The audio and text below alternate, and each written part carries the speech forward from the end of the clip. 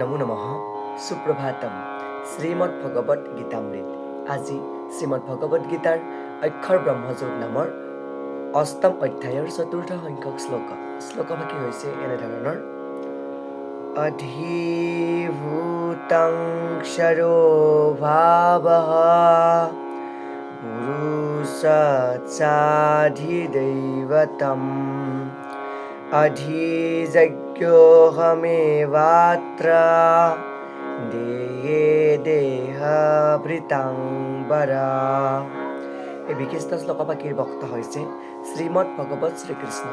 শ্লোকভাগীৰ অসমীয়া অৰ্থ হৈছে এনেধৰণৰ: হে দেহধাৰী জীৱশ্ৰেষ্ঠ অৰ্জুন, অনবৰতে পৰিৱৰ্তনশীল জড়জগতখনেই হ'ল অধিভূত অৰ্থাৎ পৰিদৃশ্যমান পাৰ্থিৱ জগতখন ভগৱানৰ যি বিশ্বৰূপ, সূৰ্য চন্দ্ৰ আদিৰ অধিষ্ঠাত্ৰী দেৱতাৰ দৰে সকলো দেৱতাক সামৰি লয়, তাক বোলা হয় অধিদৈৱ।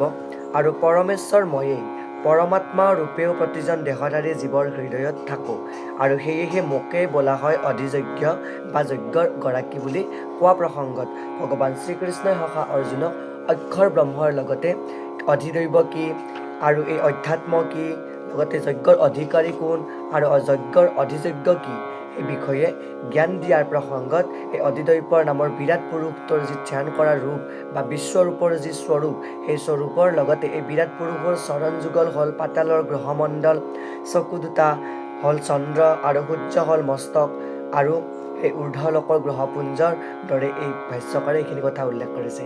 এই উক্ত বিশিষ্ট শ্লোকভাগীৰ সৰল গুঢ়াৰ্থ। ধন্যবাদ।